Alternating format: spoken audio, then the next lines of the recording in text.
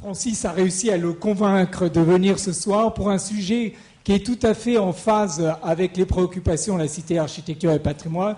Vous savez que l'un des grands enjeux, c'est le débat entre l'architecture contemporaine et le patrimoine. Et là, je crois qu'on a un cas d'école absolument extraordinaire. Réfléchi, bien sûr, mais on a discuté. Et l'idée que vous voyez là, c'est une idée sur laquelle on travaille encore, c'est l'idée de fragmenter un petit peu plus la porterie pour que les éléments, les fragments, ils soient plus petits vis-à-vis de la chapelle et aussi ils soient un petit peu plus dans la logique de tout ça. Attention, quand je parle de fragments qui sont en zinc pur, c'est-à-dire c'est une matière assez gris sombre, comme vous le savez, qui prend surtout la couleur de la mousse et du lieu dans lequel on se trouve. Et vous savez, écouter, ça ne veut pas dire obéir. Et ce n'est pas tout à fait la même chose.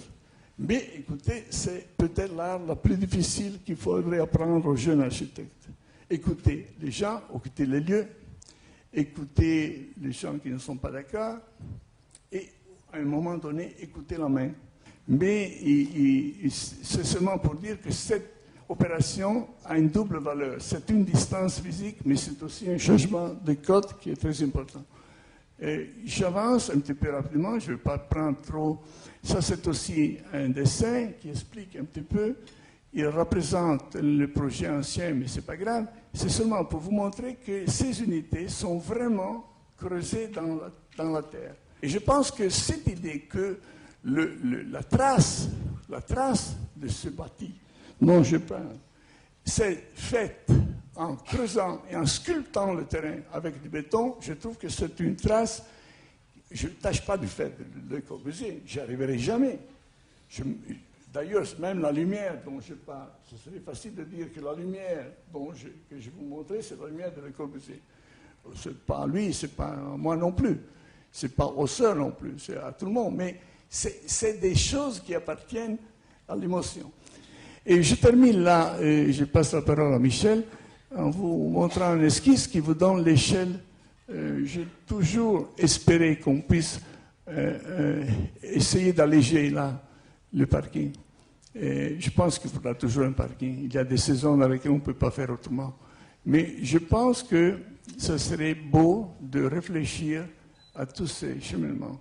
Là, ici, c'est le chemin de la Croix qui monte et qui existe encore. Ça part à partir du cimetière. Ici, c'est le puits Saint-Marie. Ici, c'est la rue goudronnée qui monte.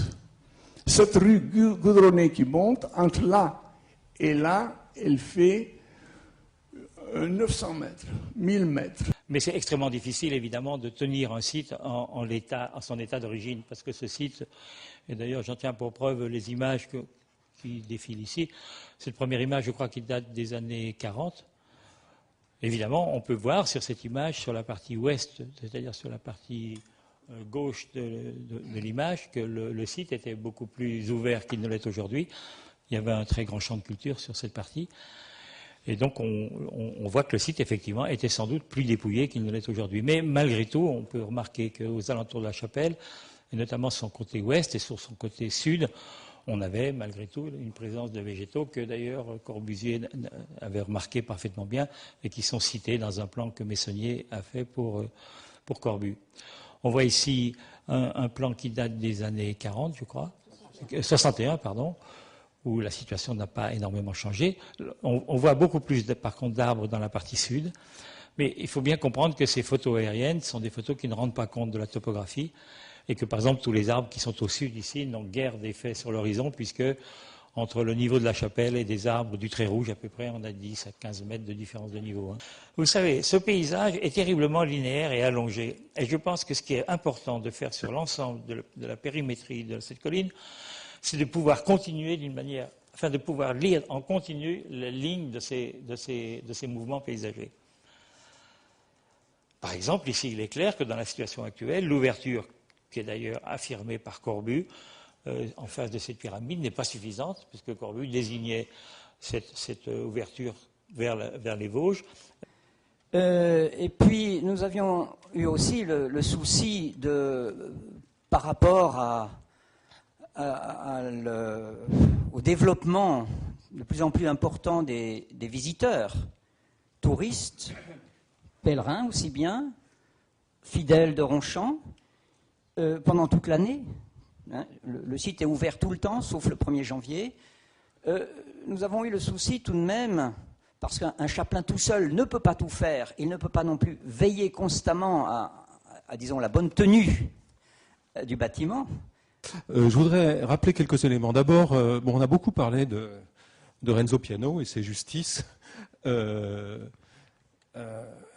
propos de ce projet, à propos de son œuvre considérable. Je voudrais qu'on parle un petit peu de Le Corbusier en tant que membre du conseil d'administration de la Fondation, qui est un lieu pluraliste, car je crois que beaucoup de stigmatisation étaient faites dans cette affaire, les historiens contre les architectes, les corbusomanes intégristes contre les partisans de la liberté de création architecturale. Tout ceci me semble un peu simpliste. La Fondation Le Corbusier a un conseil qui a été voulu par Le Corbusier, il ne faut pas l'oublier, qui est porteur de ses droits moraux sur son œuvre, sur ses bâtiments et sur la manière dont ces bâtiments vivent aujourd'hui. Elle a un conseil dans lequel on trouve des membres qui sont des partisans déclarés du projet initial. Je ne parle pas du projet aujourd'hui, qu'on a encore un peu de mal, qui semble être encore en flux. Donc c'est aussi un lieu de débat et c'est un lieu dans lequel les positions sont âprement discutées. C'est un lieu démocratique. Donc la question de la durabilité, terme à la mode, de ce programme ne peut pas ne pas être posée. Quelle est la durabilité d'une fraternité et quel peut être le destin de cette composante de programme à terme? Moi, je la pose. Un premier projet a été fait par Renzo Piano, qui a été présenté à la Fondation Le Corbusier au printemps dernier et qui a soulevé immédiatement pas mal de questions. Et ce projet, on ne le voit plus aujourd'hui.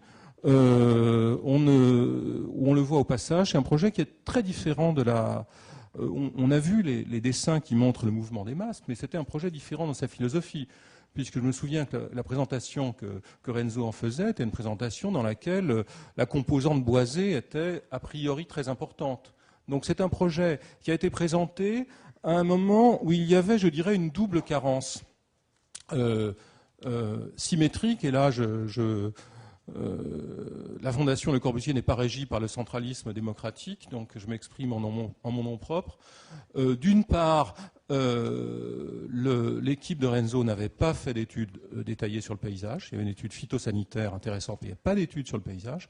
Et d'autre part, la Fondation Le Corbusier n'avait pas fait d'études, mais elle était saisie un peu au dépourvu par un projet qui existait déjà depuis un an, qui avait été lancé un an auparavant, n'avait pas fait d'études sur le site et n'avait pas très clairement à l'idée la manière dont Le Corbusier avait travaillé sur ce site, l'avait perçu et avait, au travers de très nombreux courriers, près de 500 documents, continué à veiller sur ce site après sa construction.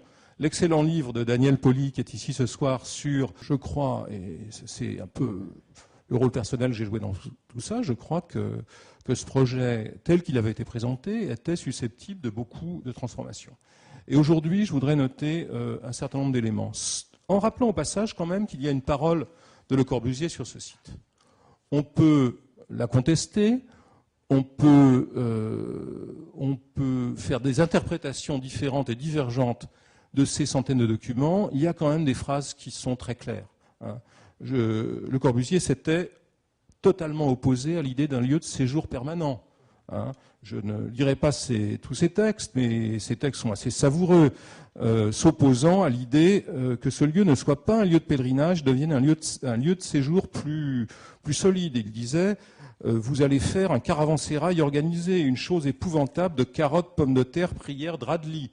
Donc il voyait... Il disait même, vous allez quand même pas refaire Lourdes. Oui. Hein, il y a eu cette phrase. Il disait, vous voulez refaire Lourdes.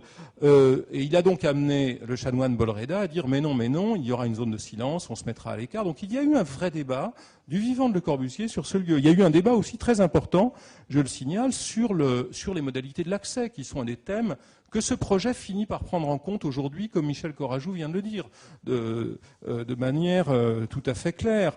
Le Corbusier écrivait « Je veux aller avec mes pieds, tant pis pour les autos, il n'en faut pas ici ». Donc, certes, il avait peut-être le souffle un peu court, mais il avait quand même une perception de ce lieu comme un lieu que l'on devait découvrir autrement. Puis par ailleurs, surtout, il y a une remise à plat des problèmes de l'accès. Et là, je voudrais élargir le problème, pas simplement élargir les limites de l'épure. Je pense que ce site que cette colline est effectivement sacrée, que ce site est effectivement un grand site, et que cela suppose une réflexion dans laquelle les collectivités publiques doivent, mairies, départements, État, doivent être... Quelle est la question qui est posée par ce débat? C'est la question aujourd'hui de ce qu'est, et c'est une question qui concerne aussi l'architecte et le paysagiste que vous êtes quant à la pérennité de votre œuvre, c'est la question de savoir où s'arrête la protection de la propriété intellectuelle sur les œuvres d'architecture. Est-ce que ça s'arrête au ras des murs du bâtiment? Est-ce que le rayon de protection de 500 mètres, le rayon d'examen des projets de 500 mètres est une garantie? Est-ce qu'il n'y a pas une définition plus large de l'œuvre, documentable dans le cas de Le Corbusier, par tout son travail, toute la correspondance et tout le travail de l'agence, qui consiste à considérer que l'œuvre, elle est aussi définie par une inscription dans un espace qui a un sens, qui a une historicité et qui a une valeur. Tous les bâtiments dans lesquels seront toujours dévoués à une œuvre religieuse. Donc il est exclu juridiquement que ça devienne un gîte rural, un hôtel ou quoi que ce soit.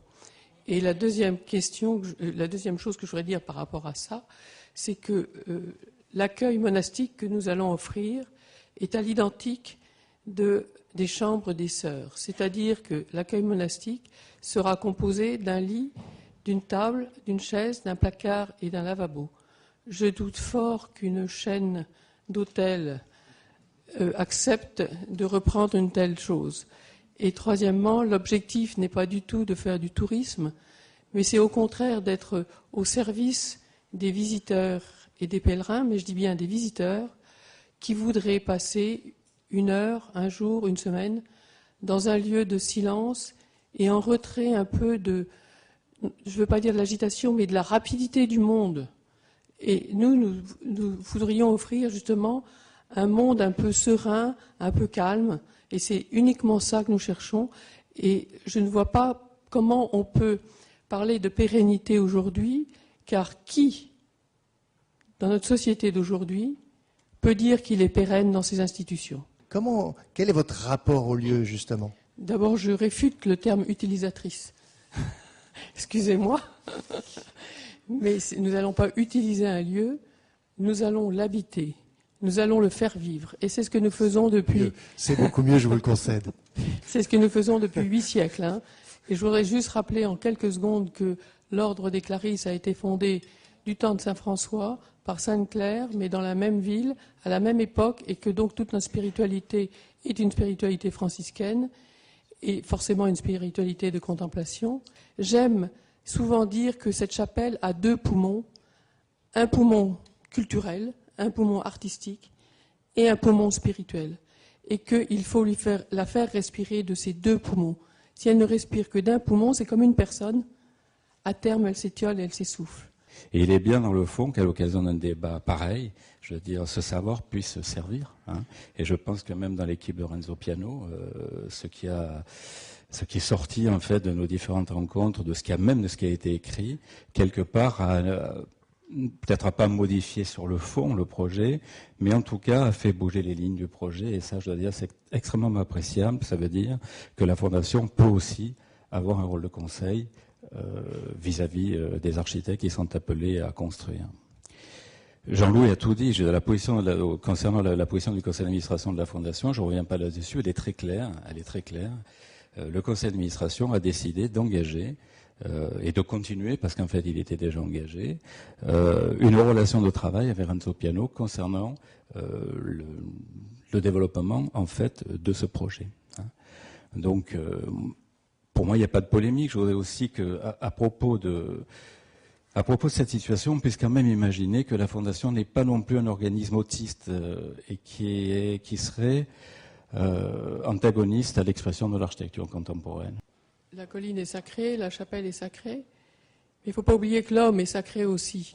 Et le fait d'installer des personnes vivantes sur un lieu sacré Je ne vois pas en quoi ça peut le désacraliser, au contraire. Dans le sacré, il y a de la vie, et pour... Non, c'est pas de la théorie. D'accord. Et dans le sacré, il y a de la vie, il ne faut pas l'oublier. Et nous, ce que nous voulons apporter, c'est la vie dans ce sacré. Et donc, au contraire, renouveler et amplifier le sacré de la colline et de la chapelle.